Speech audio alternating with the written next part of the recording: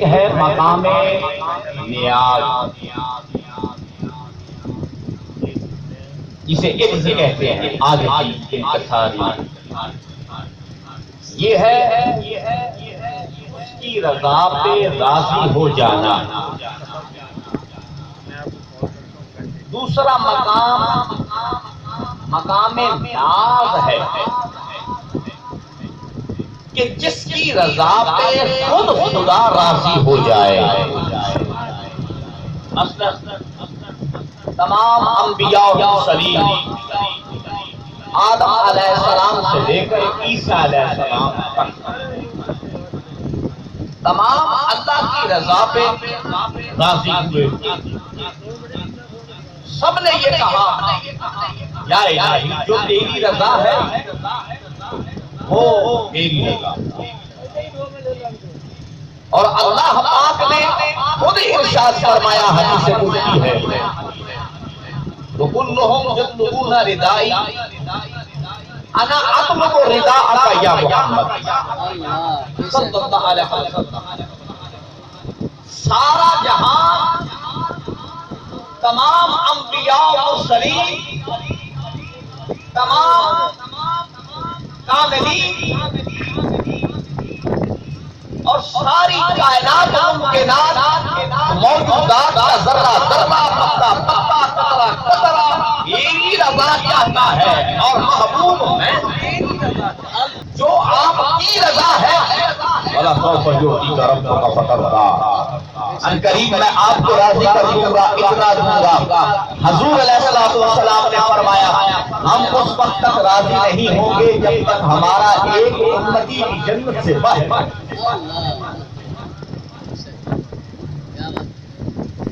رسول معظم رحمت اللہ صلی اللہ علیہ وسلم کا مقام نیاز ہے۔ حضور تو بجائے خود رہے، حضور علیہ السلام کے جو غلام ہیں، اللہ فرماتا ہے کہ بعض ایسے لوگ ہیں جن کے سر میں درد ہوتی ہے، کپڑے پھٹے ہوئے ہوتے ہیں، لیکن وہ مجھے قسم دے کر جو بات کرے میں ویسے کر دیتا ہوں جیسے ان کی زبان سے نکل جائے۔ حضور علیہ السلام کے غلام ان کا مقام نیاز ہے کہ وہ جو چاہتے ہیں اللہ ویسے کر دیتا ہے۔ آدم علیہ السلام سے لے کر عیسیٰ علیہ السلام تک تمام انبیاء اور مرسلین وہ اللہ کے محب اور اللہ کی رضا پہ راضی، اور حضور علیہ السلام کی محبوبی شان ہے، اور حضور علیہ السلام کی امت کے جو اولیاء اور عرفاء کاملین اکملین مکملین ہیں، ان کی رضا بھی اللہ کی رضا ہو جاتی ہے۔ وہ جیسے چاہتے ہیں ویسے اللہ کر دیتا ہے۔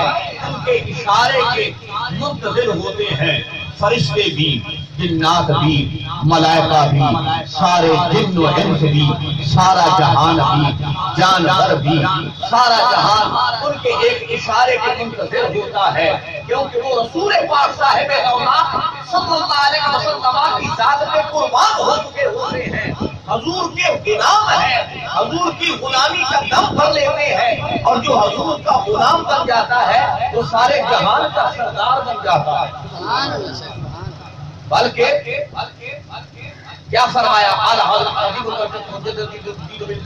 شاہ احمد رضا خان صاحب بریلوی آپ نے کہ یا رسول اللہ صلی اللہ علیہ وسلم، حضور ہم آپ کو اپنا آقا، اپنا مالک، میں تو مالک ہی کہوں گا کہ ہم مالک کے حبیب، یعنی محبوب محب میں نہیں میرا تیرا، یہ نہیں کہا جا سکتا کہ یہ اللہ کی ہے اور یہ حضور کی ہے، نہیں، جو اللہ کا ہے وہ حضور کا، جو حضور کا ہے وہی اللہ کا ہے۔ اللہ فرماتا ہے قل ان کنتم تحبون اللہ فاتبعونی یحببکم اللہ۔ محبوب آپ فرما دیں جو میرے محبوب بندے بننا چاہتے ہیں فاتبعونی، میری تابعداری کریں، میری اتباع کریں، میری غلامی کریں، یحببکم اللہ، تو اللہ ان کو اپنا محبوب بندہ بنا لے گا۔ اللہ کا محبوب بننے کے لیے حضور کا غلام ہونا چاہتا ہے۔ جب تک حضور کا غلام نہیں ہوگا اللہ اپنی بندگی میں قبول ہی نہیں کرتا ہے۔ ایک یہ اللہ فرماتا ہے ان من شیء الا یسبح بحمدہ، زمین و آسمان میں کوئی ایسی چیز نہیں ہے جو میری تسبیح نہیں پکار رہی ہے، ٹھیک ہے۔ اور دوسری طرف فرماتا ہے وَتُعَذِّرُوهُ وَتُعَقِّرُوهُ وَتُسَبِّحُوهُ بُكْرَةً وَأَصِيلًا، میرے معبود کی عزت کرو، توقیر کرو، تعظیم کرو، تقریب کرو، اور میرے معبود کی تسبیح بیان کرو شب و روز، دن رات تسبیح بیان کرو۔ اب سارا جہان تو اللہ کی تسبیح پڑھ رہا ہے، جب سارا جہان اللہ کی تسبیح بیان کر رہا ہے تو اللہ کو کیا ضرورت پیش آئی کہ میرے معبود کی تسبیح کرو؟ کیا مطلب یہ ہے کہ اس نے فرمایا کہ جب تک میرے محبوب کی نعتیں نہیں پڑھو گے میں اپنی بندگی میں تمہیں قبول ہی نہیں کرتا۔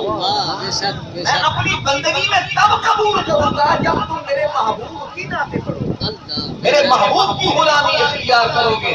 وہ سفینہ جا رہے ہیں چھوڑ کے آپ بھاگے، پتہ چلا کہ مسلمانوں کا قافلہ آ رہا ہے۔ جب بھاگے تو شیر نے حملہ کر دیا، بخاری شریف کی حدیث ہے، شیر نے حملہ کیا تو جس وقت شیر قریب آیا نا تو آپ نے پتہ کیا فرمایا یا ابو الحارث انا مولا رسول اللہ صلی اللہ علیہ وسلم، اے حملہ کرنے والے شیر تمہیں پتہ ہونا چاہیے کہ میں محمد مصطفیٰ کا بندہ ہوں، میں حضور کا بندہ ہوں، اپنا بندہ کر لیا اپنا بندہ کر لیا پھر تجھ کو کیا بے خودی میں سجدہ دریا تمام، جو کیا اچھا کیا پھر تجھ کو کیا، سر سورے روضہ جھکا پھر تجھ کو کیا، دل کا ساجد نج دیا پھر تجھ کو کیا، دل کا ساجد نج دیا پھر تجھ کو کیا۔ جس وقت حضرت سفینہ نے یہ فرمایا کہ میں حضور کا بندہ ہوں، شیر قدموں پہ آ گیا، اس نے کہا اگر تو حضور کا بندہ ہے تو پھر ہم تمہارے غلام ہیں۔ آپ نے یہ نہیں فرمایا کہ میں خدا کا بندہ ہوں، آپ نے فرمایا میں حضور کا بندہ ہوں۔ اگر آپ فرماتے کہ میں خدا کا بندہ ہوں تو شیر میں کہنا تھا میں خدا کا شیر ہوں، پھر تو میری خوراک ہے۔ آپ نے فرمایا میں حضور کا بندہ ہوں، اس واسطے شیر نے ان کی بندگی کی۔ جب تک محمد عربی صلی اللہ علیہ وسلم حضور کی غلامی اور حضور کی بندگی نہ کرو گے خدا اپنی بندگی میں قبول ہرگز نہیں کرتا ہے۔ اور رسول معظم رحمت دو عالم شفیع الامم صاحب الجود والکرم صلی اللہ علیہ وسلم حضور نے ارشاد فرمایا الموت راحت، موت ایک راحت ہے، الموت تحفۃ المومن، موت مومن کے لیے تحفہ ہے، الموت جسر یوصل الحبیب الی الحبیب، موت خود ہے جو یار کو یار سے ملا دینے والی ہے، وہ جدائی نہیں ہے بلکہ وہ ملنا ہے۔ ظاہری طور پہ جدا ہو رہا ہے، ظاہری طور پہ یہ جدائی نظر آ رہی ہے مگر یہ جدائی نہیں ہے، یہ دوری نہیں ہے بلکہ یہ ملنا ہے۔ حضور علیہ السلام نے ارشاد فرمایا کہ جب بچہ فوت ہو جاتا ہے، بچہ ہے یا بچی ہے تو وہ اپنے ماں باپ کا استقبال کرتی ہے، ان کی روح کا جب ان کا وقت آتا ہے، جب وہ ان کی روح دست خاکی سے پرواز کرتی ہے تو حضور علیہ السلام نے فرمایا کہ وہ بچہ اس کا استقبال کرتا ہے۔ اور حضور علیہ السلام رسول معظم رحمت عالم صلی اللہ علیہ وسلم نے یہ بھی ارشاد فرمایا، جناب نے فرمایا کہ جس کی دو بچیاں ہوں موت ہو جائے اس کے لیے فرض بن جائے گا، اس کے لیے نجات کا سبب بن جائیں گے۔ یا رسول اللہ صلی اللہ علیہ وسلم صحابہ نے حضور اگر دو بچیاں نہ فوت ہوئی، فرمایا اگر ایک بھی بچی فوت ہو گئی ہے تو اس کے لیے فرض بن جائے گی، نجات کا ذریعہ بن جائے گی، اس کو بخشوا لینے کے لیے وہ اللہ ایک سامان مہیا کر دے گا۔ یا رسول اللہ صلی اللہ علیہ وسلم اگر ایک بچی بھی فوت نہ ہوئی ہو تو سرکار نے فرمایا پھر اس کے لیے ہم کس لیے ہیں؟ گناہگار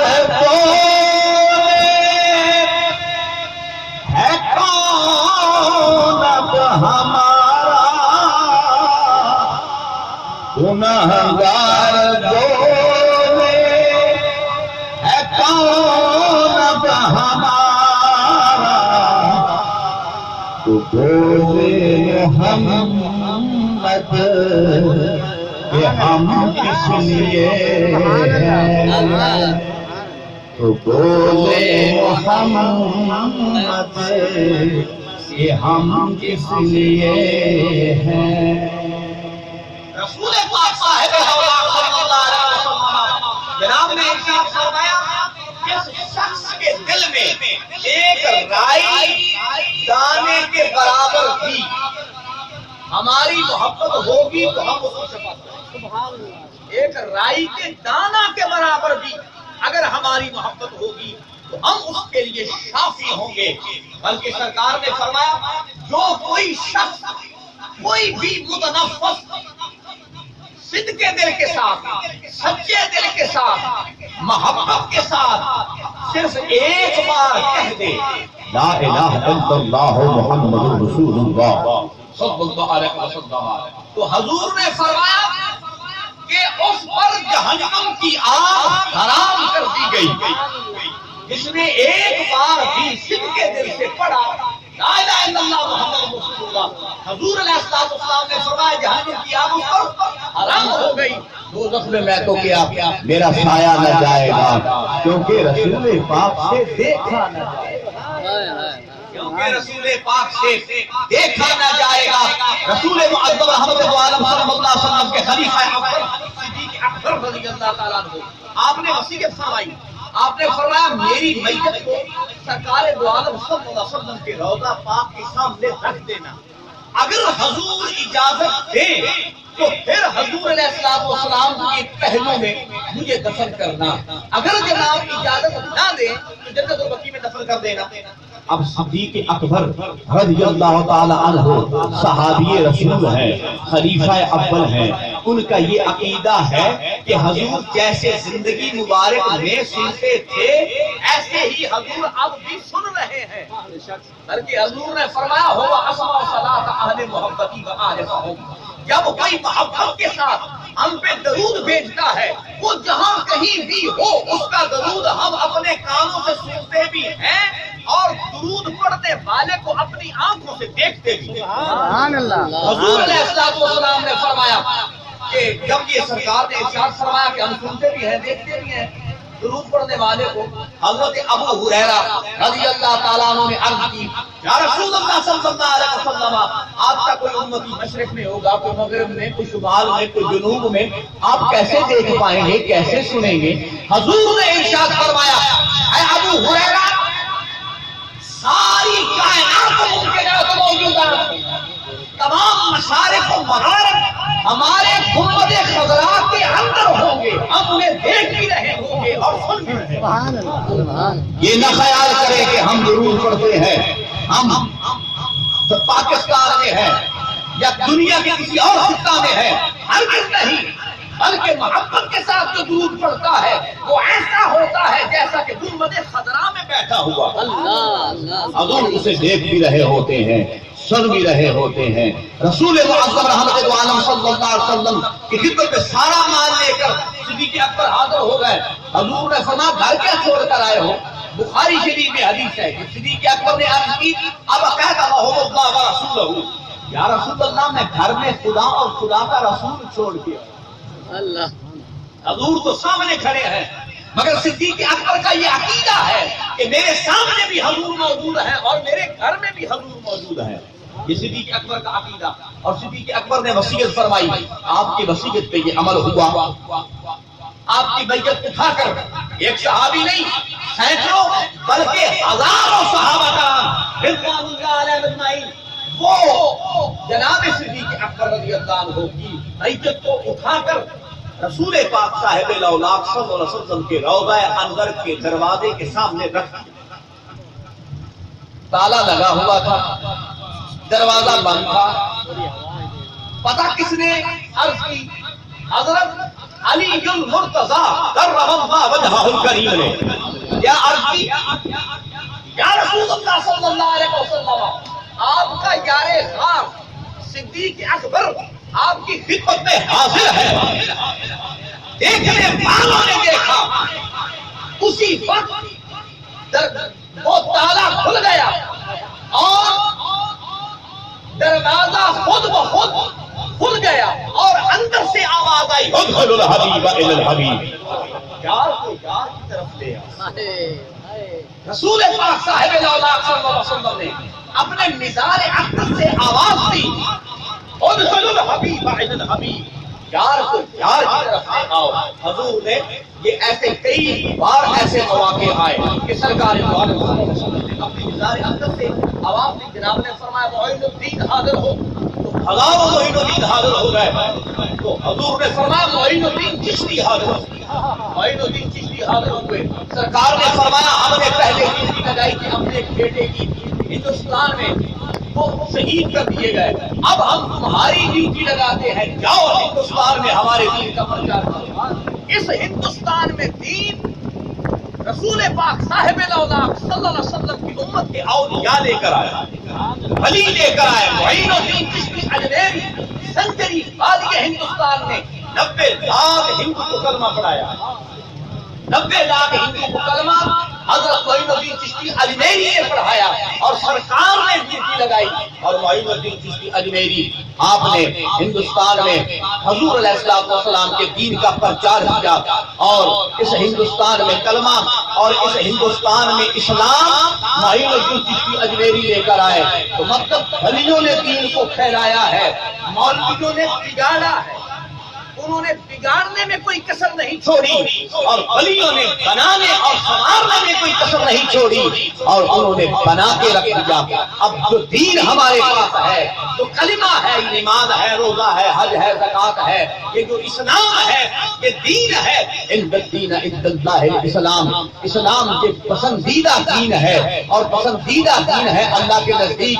یہ رسول پاک صاحب الاولاق صلی اللہ علیہ وسلم کا دین ہے. اور لیظہر دین الگ کل الگ دین کل. حضور علیہ السلام کا دین تمام دینوں پر غالب ہے. دیکھیے نا, موسیٰ علیہ السلام کوہ طور پر گئے, تورات لے کر آ گئے.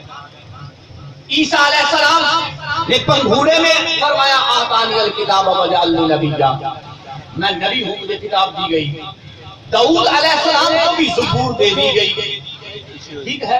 اب رسول پاک صاحب الاولاق صلی اللہ علیہ وسلم حضور کے پاس کبھی ایک آیت آتی ہے, کبھی 2 آیات, کبھی 10 آیات, کبھی ایک سورت, کبھی 2 سورتیں, کبھی چند آیات. کیا مطلب؟ پہلے نبیوں کو وہ ایک بار ہی ان کو آسمانی کتب مل گئی, خدا کی کلام مل گئی. رسول پاک کیا مطلب؟ مطلب یہ ہے کہ تمام نبیوں اور رسولوں کو اللہ نے احکامات بنا کر دیے اور حضور علیہ السلام کو اختیار دیا, جیسے چاہے وہ احکامات بناتے جائیں. اس راستہ سے سرکار گزرتے جائیں گے, وہ راستہ صراط مستقیم بنتا جائے گا, وہ صراط مستقیم بنتا جائے گا. رسول معظم رحمت دو عالم صلی اللہ علیہ وسلم اپنی امت کے لیے کتنے رفیق کے دل میں رائی کے دانہ کے برابر بھی ہماری محبت ہے, تو وہ جہنم میں نہیں جائے گا. ہم اس کی بخشش کریں گے, ہم اس کی شفاعت فرمائیں گے. بلکہ فرمایا شفاعتی لأہل الکبائر من امتی, میں اپنی امت میں بڑے بڑے گناہگاروں کی شفاعت کروں گا. جو بڑے بڑے گناہگار ہیں ہم ان کی شفاعت کریں گے. جو حضور علیہ السلام کی رحمت ہے وہ نیکوکاروں کے لیے ہے, اور جو حضور کی بخشش ہے وہ گناہگاروں کے لیے, وہ گناہگاروں کے لیے حضور کی بخشش ہے. نہ ایران آئے, نہ ہورا نے آئے تھے, نہ میرے گناہوں میں کوئی کمی ہے, نہ اس کی بخشش میں کوئی کمی نہیں. وہ سرکار دو عالم نبی مکرم رحمت دو عالم صلی اللہ علیہ وسلم قیامت کا دن ہوگا, حضور کے امتی کو پکڑ کے جکڑ کے ہتھیار لگا کے وہ جہنم میں لے جا رہے ہیں. رسول پاک صاحب الاولاق صلی اللہ علیہ وسلم, جناب کو خبر ہوگی, جناب تیز تیز دوڑ کر جائیں گے, اور حضور فرمائیں گے اے فرشتوں چھوڑ دو یہ ہمارا امتی ہے، اور حکم یہ ہوگا قیامت والے دن کہ جیسے جیسے میرا محبوب کہتا جائے ویسے ویسے کرتے جاؤ۔ حکم محبوب کا جاری ہوگا۔ مالک یوم الدین اللہ ہے۔ سنیے سنیے مجھے بات یاد آ گئی، سن لیں۔ مالک یوم الدین اللہ، دین کے دن کا مالک اللہ ہے۔ لہ الملک اليوم، اللہ فرمائے گا آج کس کا دن ہے، کس کی بادشاہی ہے؟ للہ الواحد القہار، میں واحد قہار ہوں۔ این الجبارون، این المتکبرون، کہاں ہے متکبر، کہاں ہے وہ جابر لوگ، کہاں ہے وہ لوگ جو لوگوں کے منہوں سے نوالے چھین لیا کرتے تھے اور ان کے خون چوس لیا کرتے تھے، وہ کہاں گئے لوگ؟ کوئی جواب نہیں دینے والا ہوگا، کوئی آگے کسی کی جرت اور ہمت نہیں ہوگی، سب ہاتھ ہوں گے اور رب تعالیٰ یہ اعلان کرے گا کہ اللہ فرماتا ہے الیس اللہ باحکم الحاکمین، کون ہے تم حاکموں کا حاکم ہو میرے سوا، یعنی میں حاکموں کا حاکم کیا فرماتا ہے، میں بادشاہ۔ حضور علیہ السلام کی حدیث ہے، سرکار نے فرمایا میرے دو وزیر زمین پر ہیں، دو آسمان پر۔ حدیث رسول ہے صلی اللہ علیہ وسلم، دو وزیر زمین پر، دو وزیر آسمان پر۔ یا رسول اللہ کون کون سے؟ فرمایا ابو بکر اور عمر، یہ ہمارے زمین پر، اور جبرائیل اور میکائیل یہ ہمارے آسمان کے وزیر ہیں۔ اب اللہ فرماتا ہے بادشاہ میں ہوں، حضور فرماتے ہیں وزیر میرے ہیں۔ مجھے یہ بتائیں کہ وزیر بادشاہ کے ہوتے ہیں یا کسی اور کے؟ وہ بادشاہ کے وزیر ہوتے ہیں نا یار، وزیر بادشاہ نہیں ہے نا۔ اللہ فرماتا ہے بادشاہ میں ہوں، حضور فرماتے ہیں وزیر میرے ہیں، مطلب تو بادشاہ ایک ہی ہے جس کے یہ وزیر ہیں، وہ دو نہیں ہیں، کوئی فرق نہیں ما بین فیا۔ اللہ فرماتا ہے قد جاءکم من اللہ نور و کتاب مبین، تاکہ تمہارے پاس نور آیا اور کتاب روشن۔ نور سے مراد رسول پاک صاحب الاولاد صلی اللہ علیہ وسلم ہے، اور وہ نور رسول پاک صاحب الاولاد کا عین اللہ کا نور ہے، اور اللہ کا نور عین محمد مصطفیٰ کا نور ہے صلی اللہ علیہ وسلم۔ رسول اعظم رحمت العالم شفیع الامم صاحب الجود والکرم محمد اکرم صلی اللہ علیہ وسلم، حضور اللہ کی ذات سے جدا نہیں ہے، بلکہ وہ کوئی فرق نہیں ما بین فیا۔ میرے دادا پاک امام پاک امام جلدی استطاعت، آپ کا مجھے ایک شعر یاد آ رہا ہے، میں پیش خدمت کرتا ہوں۔